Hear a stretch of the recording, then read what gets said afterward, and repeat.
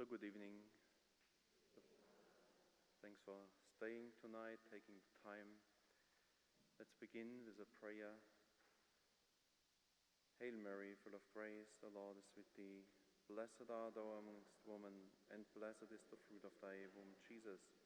Holy Mary, Mother of God, pray for us sinners, now and at the hour of our death. Amen. O Lady, seat of wisdom, all our guardian angels, Saint Augustine, Saint Martin de Porres, in the name of the Father, and of the Son, and of the Holy Spirit. First, a reading from the book of Genesis. In the beginning, when God created the heavens and the earth was a formless wasteland, and darkness covered the abyss, while a mighty wind swept over the waters. Then God said, "Let there be light," and there was light. God saw how good the light was. God then separated the light from darkness. God called the light day, and the darkness he called night. Thus evening came, and morning followed the first day. We are meditating tonight on the angels. You may ask, what does this have to do with the angels? Well, a lot. So, the first verse in the Bible already speaks about the angels. And it is not something Father Wolfgang invented, but it's dogma. That's around 12:15. So, in the beginning, God created the heavens and the earth. So, these two, what does it mean? The church says, with heavens are meant the pure spirits, the angels. And earth is a physical creation. Man was created later. So these are the three parts of creation. The very first created the heavens and then the earth. In the beginning, God created the heavens and the earth. And that tells us already this relationship. God created them together, so to say, because they were meant in relationship. So the angels are not here, unrelated to the physical creation, but the angels are in charge to govern the entire universe and even rational life. This was St. Thomas Aquinas and St. Augustine teach, both. So I bring this because today we have this great church father, St. Augustine. He's just magnificent. Then the next verse 3 speaks also about the angels. Then God said, "Let there be light," and there was light. St. Augustine holds, this on the first day, this word, God created the angels. Again, this is not meant here the physical light necessarily. The moon and the sun were created on the fourth day. So he says here, this was the spiritual light, the angels, and this tells us a lot about their ministry towards the entire creation. So the angels are light to the rest of creation. What is light? We know light has to do with knowledge, with the intellect, with understanding. We must know God. And this light, the angels communicate to us. Yesterday we talked about how the angel revealed the supernatural mysteries to the Blessed Mother. Here also, they brought this light to the Blessed Mother. First of all, he revealed the Immaculate Conception, her vocation, the Blessed Trinity, and other things. And the angels do the same in our life. They also reveal to us our vocation, God's will, every single day, every minute, every second, provided we are open for the inspiration.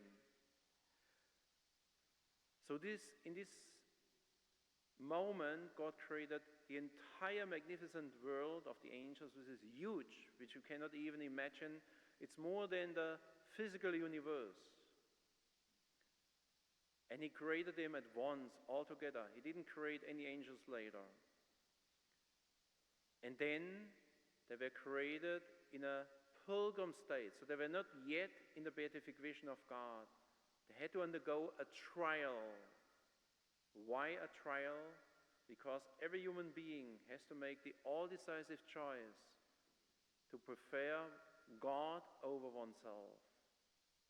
We all have to do that too. For the angels it was just a single moment, because they have this splendid intellect and this infused knowledge from God, which we don't have. For us it takes 50 years, 70 years, 100 years. During this life, we are to grow, and ultimately we also make the decisive decision whether we radically decide for God or not for God. So here now, again, he created them all in this original state, and he put them to a trial. And then it seems to be indicated when it said, God separated light from darkness. So now, after this trial, we cannot go into all the details. Now the angels were tried in regards to a certain mystery. It had to do with the incarnation, with God becoming man. And then Lucifer and his followers, about a third of the stars, that means about a third of the angels according to Revelation 12, they rebelled. I will not serve.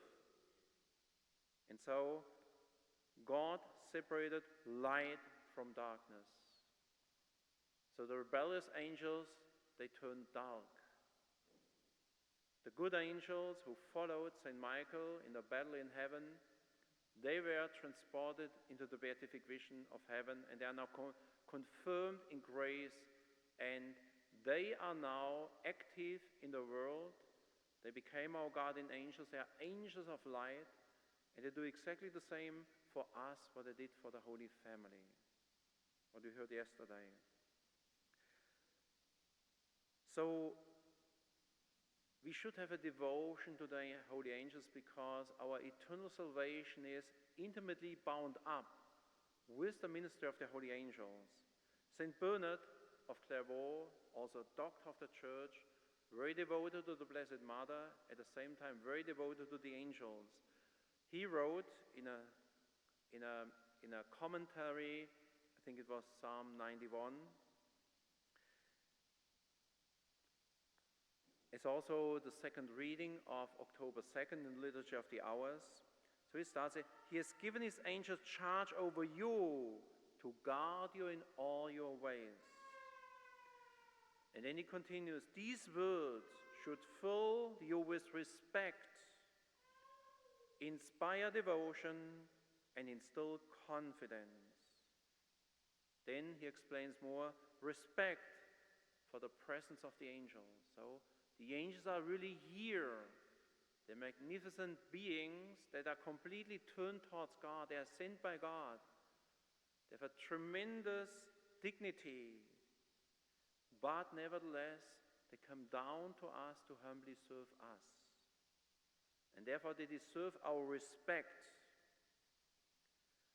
The second is devotion. That means we should have a love for them, develop a friendship to them, surrender our lives into their hands, that they can guide us more effectively to God. And it says here, devotion because of their loving service.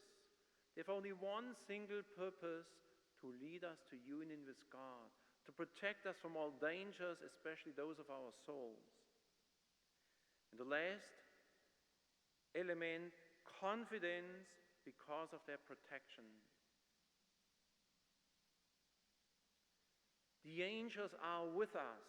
When we turn to them, when we hold on to them, we have nothing to fear. Therefore, confidence, because we are under their protection. No government, no murderer, nothing can ever do anything to really harm us, our soul, when we have confidence in God's grace and the holy angels. Then St. Bernard continues, let me read to you a few invocations from the Litany to the Guardian Angels approved by the Church, where we see what they are doing for us. It starts first, and that is the foundation, why they are towards God and also towards us. So they, in one sense, they always turn towards God. On the other way, they also turn towards us their protégés. Holy guardian angels who unceasingly behold the face of the Heavenly Father. That's in Scripture in St. Matthew. Holy guardian angels who never part from us. They never leave us whatsoever, even when we fall into sin. Who are devoted to us in a heavenly friendship. They want to be our friends because this is God's will. They are our dearest brothers who have to lead us to life. Our faithful admonishers, our wise counselors, who preserve us from many evils of body and soul. Holy guardian angels, our mighty defenders against the attacks of the evil enemy. Holy guardian angels who support us in times of temptation. Holy guardian angels who help us when we stumble and fall. Holy guardian angels who comfort us in troubles and sufferings. Holy guardian angels who uphold our prayers and carry them before the throne of God. Holy guardian angels who through your inspiration and encouragement help us to progress in the good, and so on. All these invocations are based in Scripture. There we find this ministry in several places. We find this ministry of the angels. So St. Bernard continues, and so the angels are here. He wants us that we believe they're really here among us. But we are so blind that we don't perceive them. Our faith is so weak, and we cannot really relate to them. They are at your side. They are with you, present on your behalf. They are here to protect you and to serve you. But even if it is God who has given them this charge, we must nonetheless be grateful to them for the great love with which they obey and come to help us in our great need. How often do you thank your guardian angel? I mean, not just thank you, but thank him from the bottom of your heart. So let us be devoted and grateful to such great protectors. Let us return their love and honor them as much as we can and should. Yet all our love and honor must go to him, for it is from him that they receive all that makes them worthy of our love and respect. Even the angels receive all their blessedness, their beauty, their immense grace. They all receive them from God. And therefore our first thanksgiving goes also to God, but also to the angels who are willing to serve God's plans on our behalf. We should then, my brother, show our affection for the angels. Do we show affection to our angels? For one day they will be our co-heirs, just as here below they are our guardians and trustees appointed to set over us by the Father. We are God's children, although it does not seem so, because we are still but small children under guardians and trustees, and for the present little better than slaves. Even though we are children and have a very long and dangerous way to go. Do you feel how long and dangerous the way is? Well, I always say, if we don't feel the dangers of the world, or we see the trouble in the world, then we are not really united to God. Because the world is in great crisis and trouble. And the heart of our Lord, the heart of Our Lady is bleeding, because so many souls go to hell. So when we are in God, we will have the same aspirations. We also feel the sadness of our Lord and Our Lady. You heard probably about statues of Our Lady who weep. Sometimes blood tears, sometimes normal tears, and science cannot explain this phenomenon. They who keep us in all our ways cannot be overpowered or led astray, much less lead us astray. They are loyal, prudent, powerful. Why then are we afraid? We have only to follow them, stay close to them, and we shall dwell under the protection of God's heaven. God has a plan for each one of us from all eternity. And an essential part of his plan is to help us to attain our eternal goal that he assigns to each one of us, our personal guardian angel. St. Padre Pio, he was very devoted to the angels, and he could see angels, guardian angels of others. He had a lot of spiritual children all over the world. And he simply told them, when you have a problem, send your guardian angel. So he would attend often for hours a day. Simply the angels would line up to him and bring the intentions of his spiritual children to him, that he would pray for them. So he said, have great devotion, Anita, he wrote to one of his spiritual children. Have great devotion to this benevolent angel. How consoling it is to know that we have a spirit who from the womb to the tomb never leaves us even for an instant, not even when we dare to sin. And this heavenly spirit guides and protects us like a friend, a brother. The ultimate center of our attention are not the angels, of course. The center of our attention, the ultimate center, is always God. Everything comes from him. Everything goes home to him. Nevertheless, it is God's will that we draw close to the angels in view of all the dangers of our earthly pilgrimage. And for our times, Pope Pius XII, he prophesied, and he was a very prophetic pope. A lot of things he said really became true. So foreseeing the tremendous spiritual dangers of our modern times, he said, we must unite with the holy angels.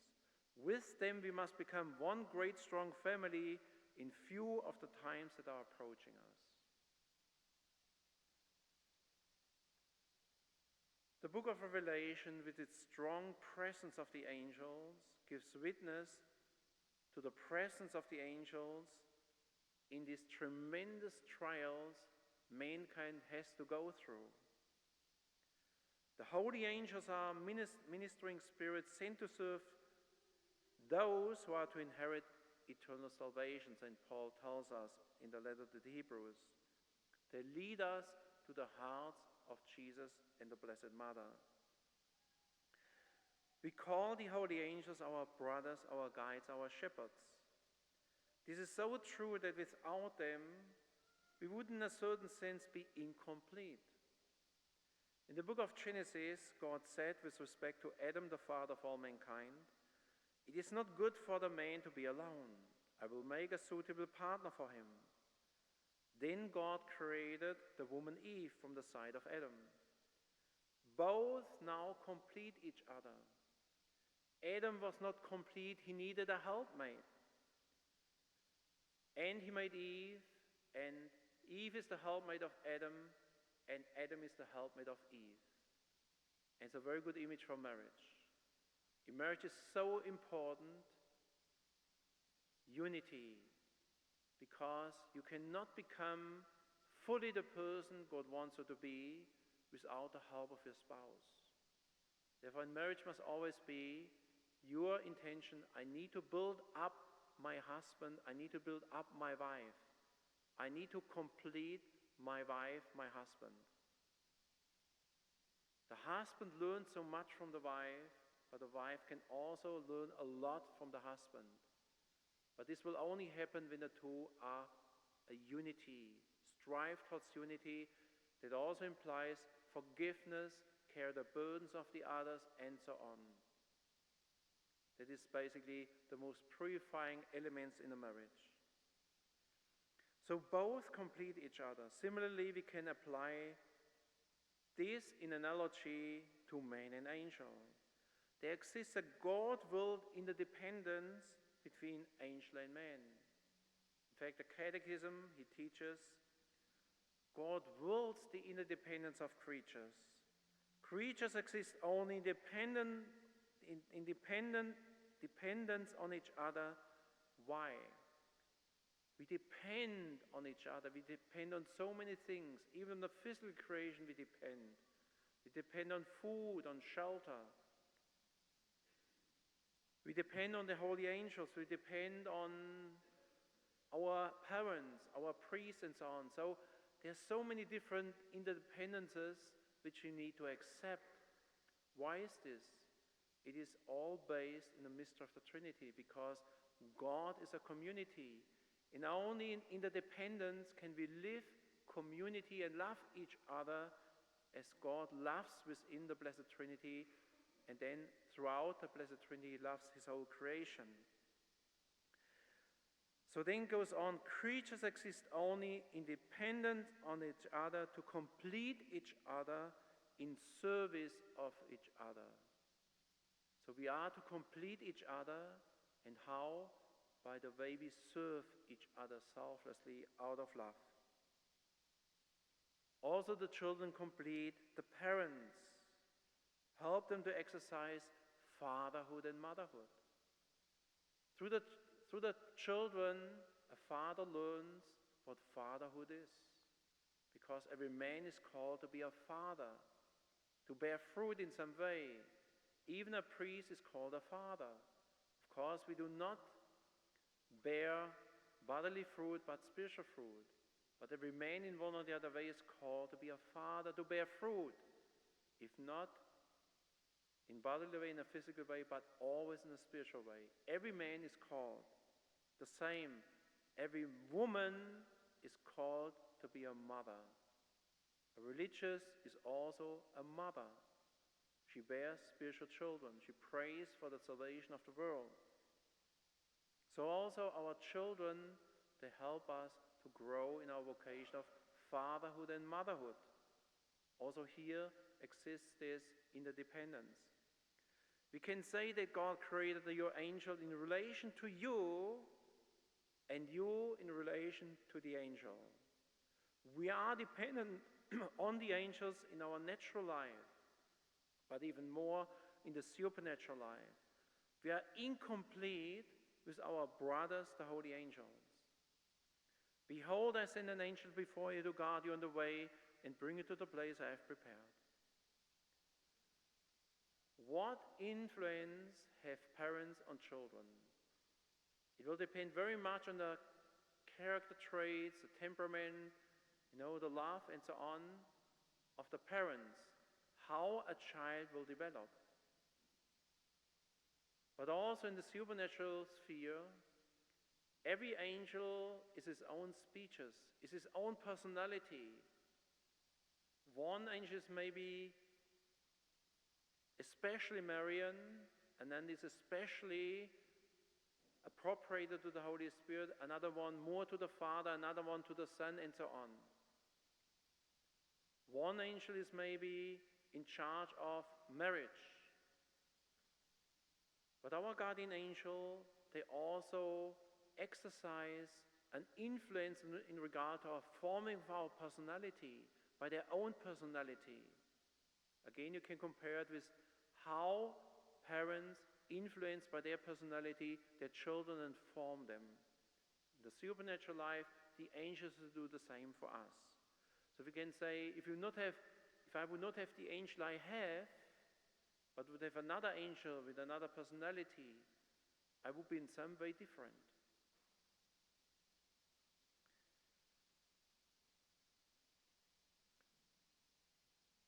Without the angels, we cannot become what we ought to be. We cannot achieve our goal, fulfill the will of God for our lives, and reach union with Him. Padre Pio said, here simply some titles or offices he applies to the angels, just a few, he gave many more. He calls his guardian angel companion from infancy, inseparable companion, celestial person, celestial messenger, brother, friend, prevents danger, one of the family, he belongs to his family, prevents from stumbling, never leaves us alone for an instant, from the cradle to the grave, even when we are sinning. But not only do the angels help or complete us, but we can also complete them in a certain sense. There's a profound mutual enrichment between angel and man, which can be well seen in the life of St. Margaret Mary, the Apostle of the Sacred Heart. She recounts an occasion when angels came to her and invited her to enter into a special covenant or association, so in a very intimate relationship with her. And this incident allows us to get a glimpse of the mystical dimension of the companionship between angel and man, also the complementarity between angel and man. It is love, especially love and friendship, that unites two persons, making them share in each other's gifts. So St. Margaret Mary recalls in the autobiography, "One day during the time of work, I withdrew into a little court near the Blessed Sacrament, where doing my work on my knees, I felt myself absorbed interiorly and exteriorly. At the same time, I saw before me the loving heart of my adorable Jesus, more brilliant than the sun. It appeared as if in the midst of flames, which those of his love were, he was surrounded by seraphim, who sang these words in admirable harmony: Love triumphs, love rejoices in God. When these blessed spirits invited me to join in the canticle of praise to the heart of Jesus Christ, I dared not to do it." She did not dare to join them because she felt so unworthy. "I dared not to do it, but they reproved me and told me they were come for the purpose of associating themselves with me." So associating themselves with Margaret Mary, that means unite, that they to a more deeper union with them through love. For what purpose? In offering a continual homage of love, adoration, and praise to the Sacred Heart. So the goal of this union between man and angel is to give glory to God. Angel and man together adoring God. This is God's will. And then the entire creation should also actually follow in this adoration. And then she explains, for this object, as the angel made clear to her, they would take my place before the Blessed Sacrament, that through their mediation I might be able to love without interruption, and they would participate in the love that caused me to suffer in the same manner as I in their person should share in their joyful love. It's not easy to understand. So these are two elements here. So for this object, so to unite angel and man in order to give adoration and praise to the Blessed Sacrament, they would take my place before the Blessed Sacrament, that through the mediation I might be able to love without interruption. For us humans in this world, it is basically not possible to love and adore God 24/7. But the angels have this gift. They adore God 24/7 with a radiant love. So the angels have something what Margaret Mary doesn't have. And now through union of love, now the angels share something what they have with Margaret Mary. So also when you're married, you're sharing each other gifts. You share your bed, your bank account. You should actually become one. And then you share even your thoughts, your interests. Everything becomes one in marriage if the marriage is good. So they would take my place, and then so through their mediation now the angels share with Margaret Mary this gift of continual adoration and love for Jesus Christ in the Blessed Sacrament because of this union with them. And now she can adore him 24/7. And now the angels want something from her. So the first part was how the angels complete her, how the angels enrich Margaret Mary. But now the angels also want something from us. It describes how we can enrich and complete the angels. they would participate in the love that caused me to suffer in the same manner as I in their person should share in their joyful love. They would participate in the love that caused me to suffer. What does that mean? The angels have a great interest in suffering.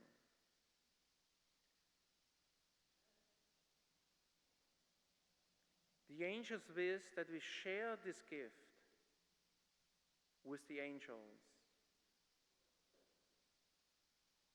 What interest could the angels possibly have in human suffering? The holy angels are interested in suffering love, in expiatory love. Sister Faustina wrote in a diary. She sensed that very well. If the angels could envy us, they would do so for the fact that we can suffer and they cannot. And in this we can complete and enrich the angels. We can suffer and suffer indeed a lot. But the angels cannot suffer because they do not have a body as we do.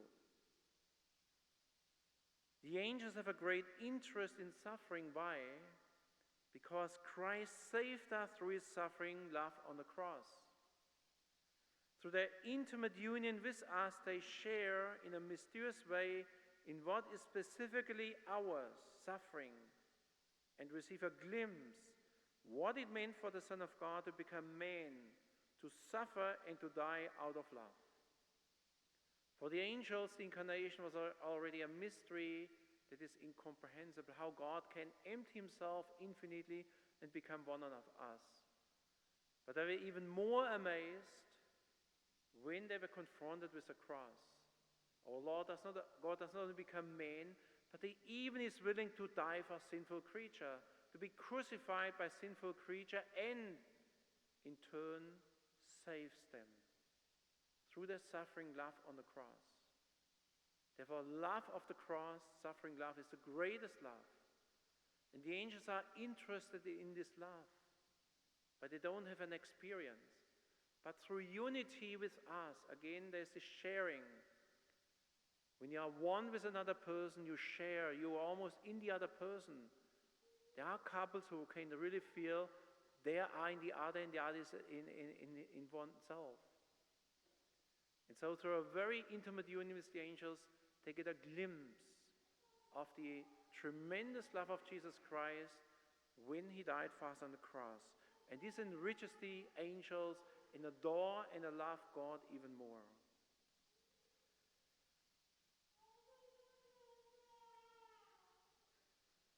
So then, she goes on, it appeared to me as if the angels wrote this contract in letters of gold on the Sacred Heart in the unfading characters of love. That means, this is God's will, that we unite ourselves in a special way, and we can call it a covenant or consecration with the angels, that we enrich each other, and through union of angels and men, offer greater adoration, greater praise to the glory of God.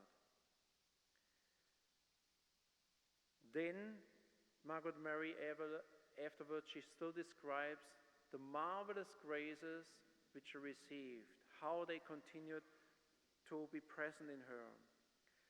She says about this experience with the angels, I felt all my life the effects, both in the assistance I have received from this association with the angels and in the sweetness it has produced and still continues to produce in me. This favor gave me so great a desire to obtain purity of intention and so high an idea of what is necessary in order to converse with God, that all things appeared impure to me in comparison with the fervor of the seraphim. Such an increase of grace and love for God then develops its own dynamic, so that in union with the Sacred Heart, in union with the Immaculate Heart of Mary and the angels, we strive to bring others closer to God, just as the angels want to bring us closer to God. There's another element of what we can, in a certain sense, complete the angels. In her diary, St. Faustina envisions another grace specifically reserved for men, of which the angel would envy us, namely, if they could receive communion. St. Therese of the Little Flower, she also says, if the angels could be jealous of men, they would be so for one reason, Holy Communion. Padre Pio, he stated the same intuition. An experience from the life of St. Gertrude gives us a glimpse how we can make the angels share in the graces of the Holy Eucharist, Communion. She describes, actually as a biographer, he describes the following event in her life. As the feast of St. Michael approached, St. Gertrude prepared herself for Holy Communion by meditation on the care which the angel had for her. You see, she was fully aware what the angels are doing for her. And she has deep gratitude in her heart. She knows without them she could not be a saint, she could not fulfill her mission in life. So they care for her by the divine command, notwithstanding her unworthiness. She acknowledges also that the angels are so much greater in beauty, magnificence, and so on than we are. We are actually not worthy of their protection and their love. And as she desires to render some return to them, so now comes gratitude. She offered in their honor the life-giving body and blood of Jesus in the most holy sacrament, saying, I offer you this most holy sacrament, O most loving Lord, for your eternal glory, in honor of the princes of your kingdom, and for the increase of their happiness and beatitude. These things you don't read in theology books. These are things that mystics experience in their spiritual life. So what happens then? So she offers communion to God in honor of the holy angels, and she wants to show her gratitude. Then our Lord, through this oblation into himself, the Lord accepted this oblation. He drew it into himself in an ineffable manner, thus causing the greatest joy to these angel spirits. It was so pleasing to God. He took it into himself because he wants to unite heaven and earth. He wants the unity of angels and men. Everything in the end is united in God. And the greater this unity, the greater glory to God. So he drew this oblation to himself in an ineffable manner, thus causing the greatest joy to these angel spirits, who appeared even as if they had never before experienced such blessedness and superabundant delights. Then each of the choirs of angels, according to their rank, gave thanks to St. Gertrude, saying, You have indeed honored us by this oblation, and will therefore guard you with special care. Now the angels, again, in gratitude to her, they promise her even greater assistance. Then it goes on, I cannot read the whole text, then each choir, a representative of each choir comes to her, and each choir has certain tasks in regards, the three highest choirs, they are exclusively, basically before the throne of God, but then the fourth to the ninth choir, they also turned towards the physical creation in some way. And now one representative of each choir comes to her, and now according to the task and what they have to do in creation, they now promise her if a great assistance in that area that can help her. So in these incidents we can see how the angels complete us through their guardianship, and we them also in Holy Communion, offering it up in honor of them. There's also one mystic said, we can also ask our Lord in communion, but it's a mystery of pure love. And it must be motivated by pure love. So it cannot be done in a mediocre way. It must be done with burning charity, that our Lord, like here with St. Gertrude, would accept this gift. Mystic also said, we should ask our Lord to allow the angels to participate in this Holy Communion in a mysterious way which we do not understand. Because all graces come from the humanity of Christ, which are present in the Blessed Sacrament. All the graces the angels have ever received also comes from the God-man. His divine human love. His divine human love redeemed us and saved also the angels in the beginning. Of course, in view of the coming of Christ, like the Immaculate Conception, this grace Our Lady received in view of the coming of Christ. So she received this even before the grace was merited by Christ actually in life. She received it beforehand. And so the angels beforehand, they received, as Thomas Aquinas says, all grace the angels ever received comes through the Word made flesh, this divine human love of our Lord. So in the Eucharist also the bread of the angels, of course, they cannot eat it physically, but also the angels they also draw their beatitude from the bread of the angels, which is the Eucharist.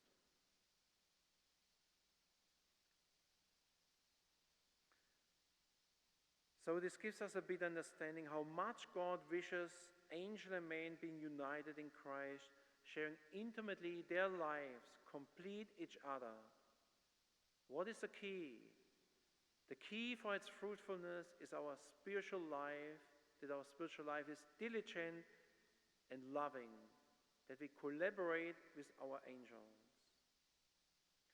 So now a few points yesterday which I could not finish, how the angels collaborate in our lives, what they are really doing for us. Let's go right away to practical things because we don't have too much time. So we saw yesterday how the Holy Family, even Jesus, benefited greatly, and how their mission also in a real way depended on the ministry of the angels. Now, for our families, for our own lives, it's the same principle. What you see in the Holy Family is like an icon, a principle that's applicable to every human being. So, for example, if you're a parent and your children leave the house, you don't know what they're getting into, especially today. A lot of schools, the public schools, are not the best ones, to say the least. And they get into contact with friends, with internet, with social media and all the things. And often they won't tell you until it is too late.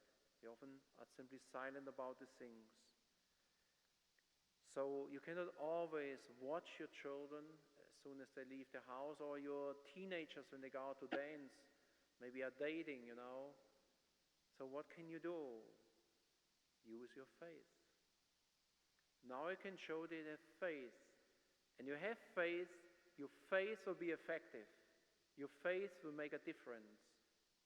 For example, we call it invisible communication network of the guardian angels.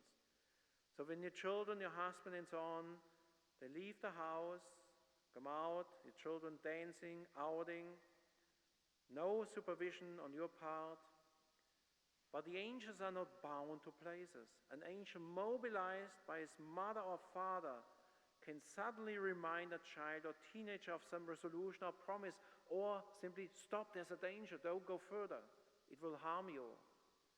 And sometimes in a very strong way, it can even shock you sometimes.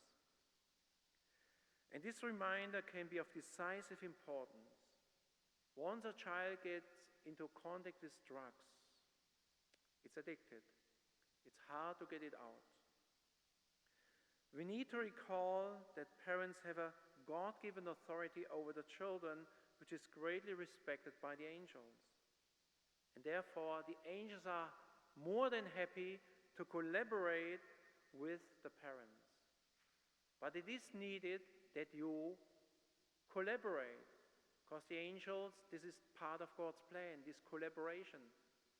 The more you ask, the more you put in your love, the more God will empower the angel to assist you in this regard.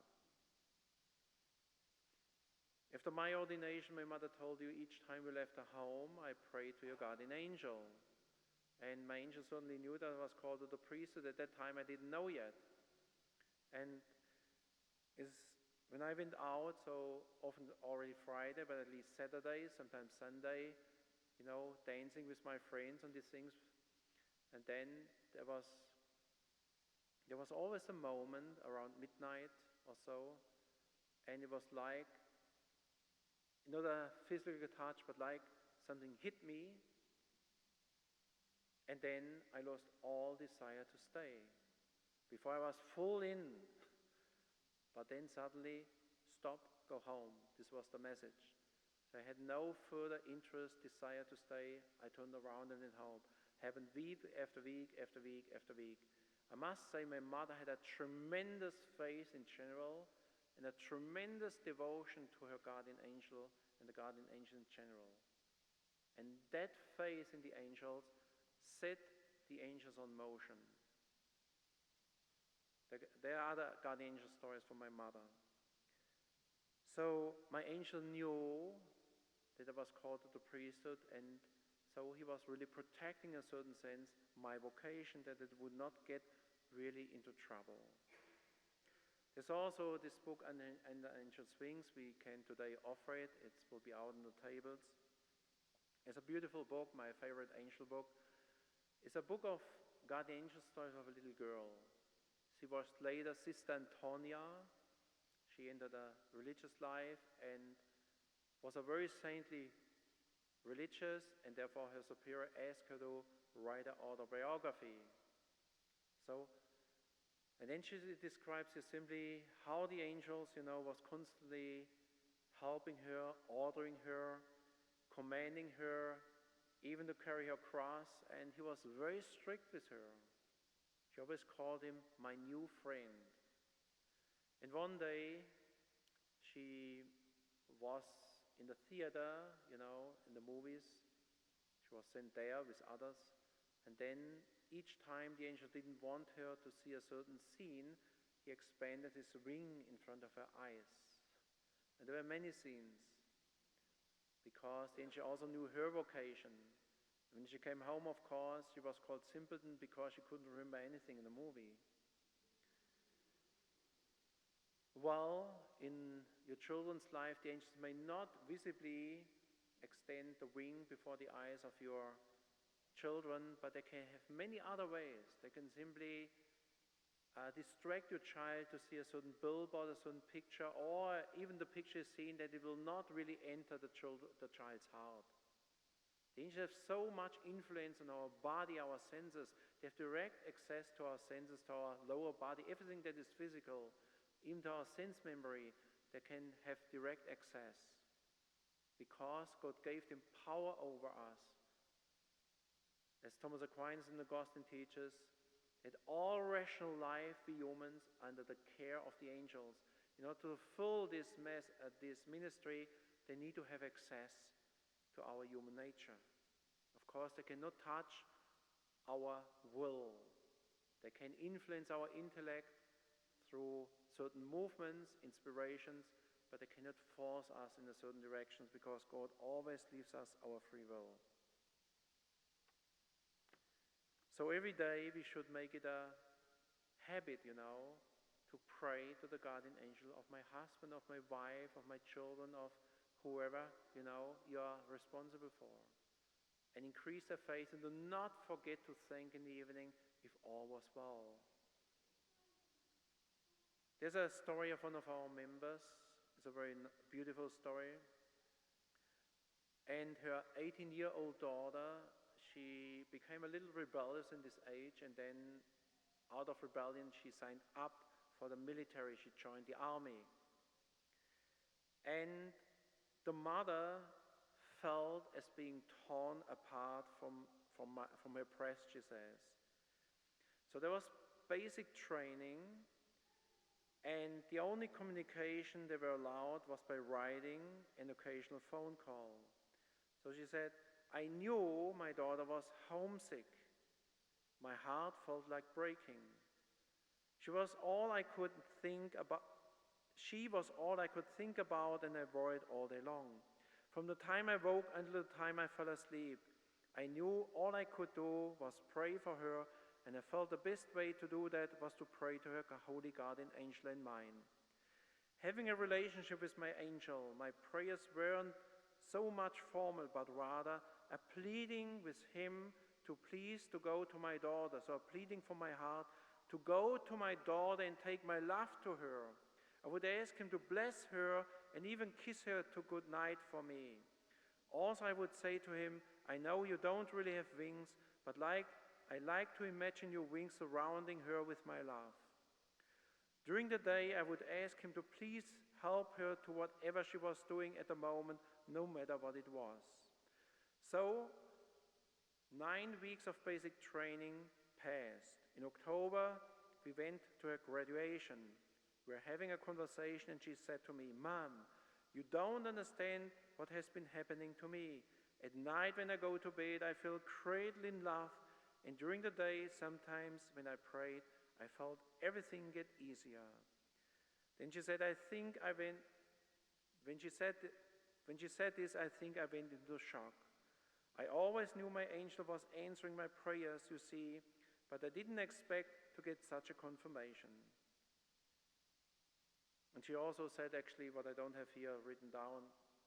And during the day, when we were going out with our backpacks, my backpack felt as nothing. So I then gave her a little bit of help.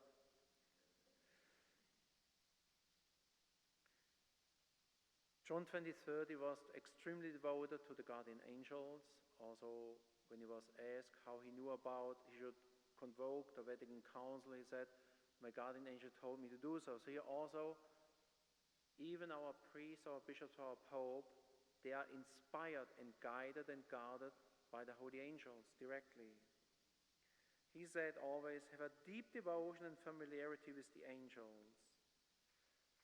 Rely on your guardian angels, the lovable heralds of our will. May the angels present in every home speak of our desire to bring about social concord, good morals, the practice of charity, peace among nations.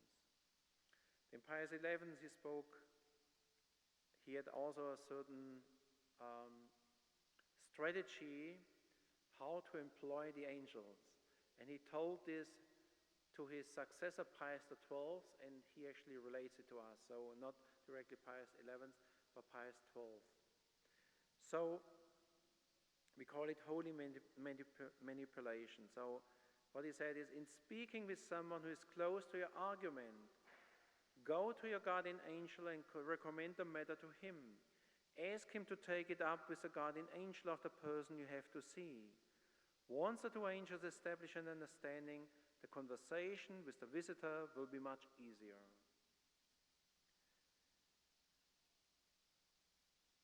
When we have the right disposition, this really works. Of course, this is not meant to manipulate the other. For example, you can also do that in family life. For example, you need a new dishwasher, and now you want a real good dishwasher who is very fast and clean.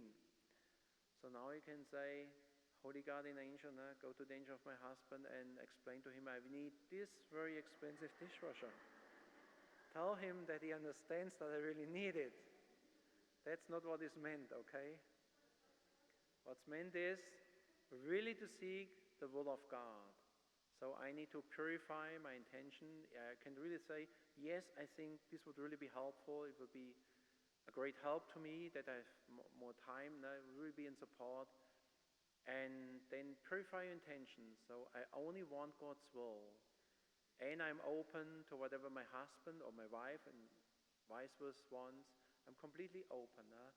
But when you have this openness and this surrender, then the angels will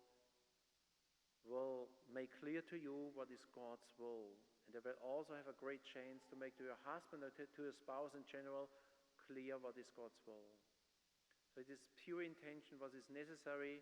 When this is there, then the angels, they can work miracles and then also reconcile parties. They do stay on the same track. They do not have division in family or disagreements and so on.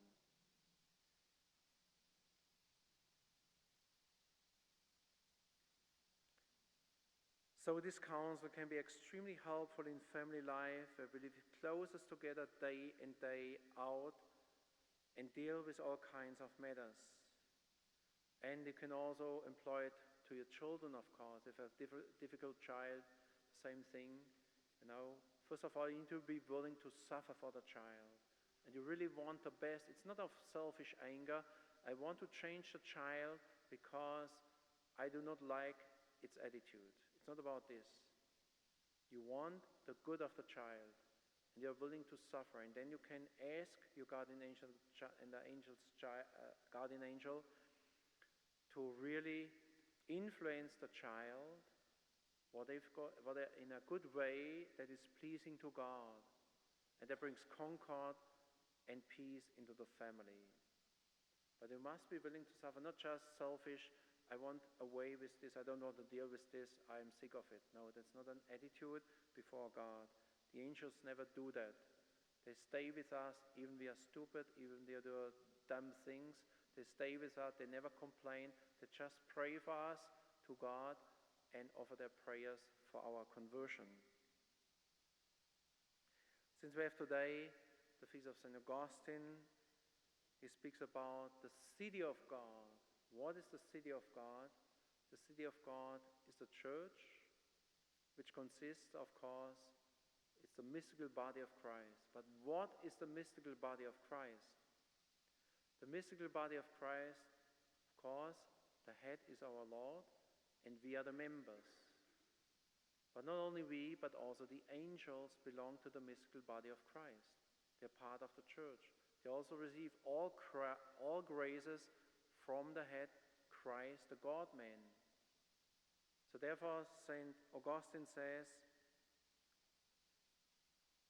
with the angels we form one city of God. That is the church, with the angels. So we are one, angel and man united in God.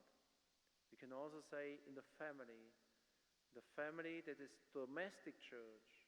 And this is a concept, domestic church, what most families do not understand and was not really taught in the church and practiced. If we have real domestic churches, what John Paul II pointed out, would have holy families, would have a much better culture, our country would be in good shape. But because our families are not domestic families, often our families are simply, yes, they go to church, but for the rest, they're like the world. They do the same thing, they behave like everybody else in the world. And then they are told, you're good Catholic families because you go on Sunday to church. But how much of our heart, of our devotion is really with God? How much of our heart and devotion is into material, worldly things? I think most of our heart is really towards the world. And that's a tragedy of us Catholics. We have the power and the grace to change the world, to turn our wicked culture around, and the means of it, we need conversion. That is what the angels point to. They enlighten us, they give us a strength to make these steps. And not only to convert ourselves, but then to participate in the thirst of the Sacred Heart and the Immaculate Heart for the salvation of souls. Even for our enemies, even for people like Stalin, Lenin, or whatever you want to call it, that all may be saved. Then the angels, they have this desire to save the whole world. And they want, like Jesus, to communicate this desire that we also thirst for the salvation of souls. So with the angels, we form one domestic family in the one domestic church. So in your home, really try to meditate on this concept.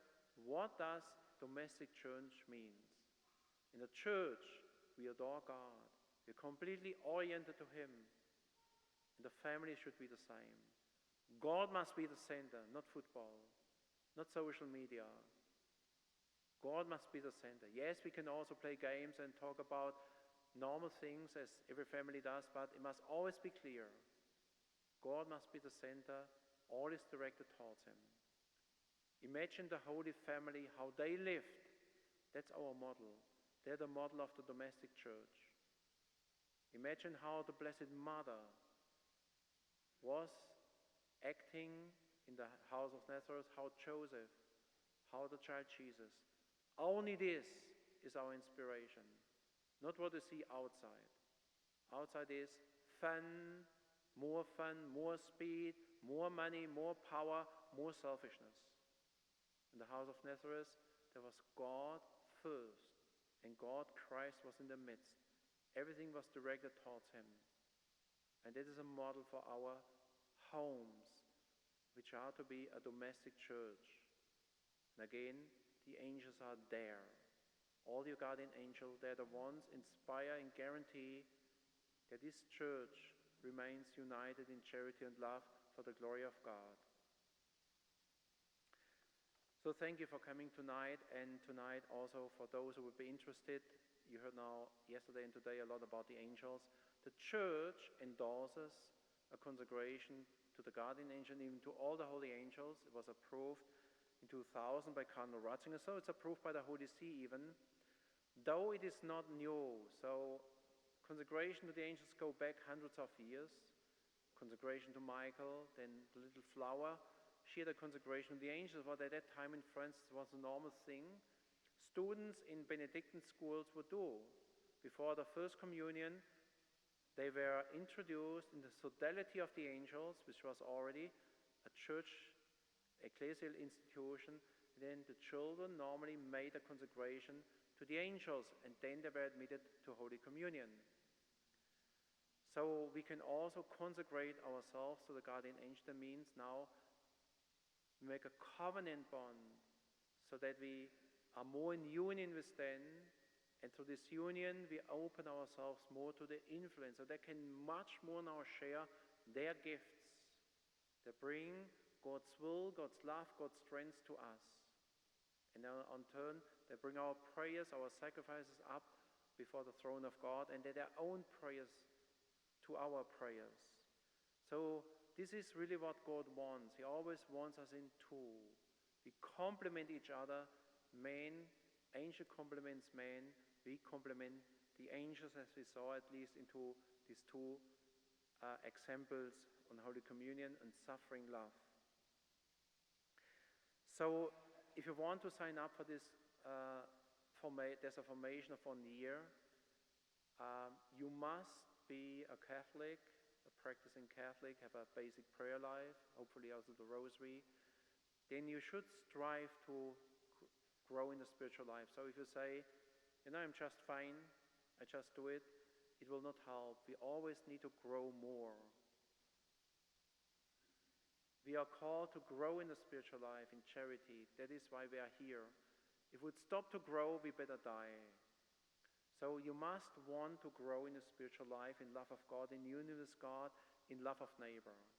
And then you must have a desire or a commitment to grow in friendship and love for your guardian angel. Similarly, like Padre Pio, he was so devoted to his guardian angel, it's incredible. So these two elements, I would say, if you want really to grow in the spiritual life and you want to deepen your relationship to the guardian angel, then you can begin the formation towards a consecration to the guardian angel, which lasts 1 year. And we have formation books with 12 formation letters, for 1 letter for each month. They're not very long, only 8 pages or so per month. But they're very condensed. So important is that you not only study, but that you successively translate what you learn, or strive to translate into your daily life. That really becomes alive what you learn. It must become, as the church says, a certain way of life with the angels, that we walk more in communion with the angels through life. So this is the essence. Not just learning, I studied them all, I'm fine. No, you need to change. You need to change your life to the better. You need to convert more. And your guardian angel is more than happy to help you through friendship to him. And when you do this formation well, you will feel at the end, I have grown. And then those who do it well, afterwards they want more.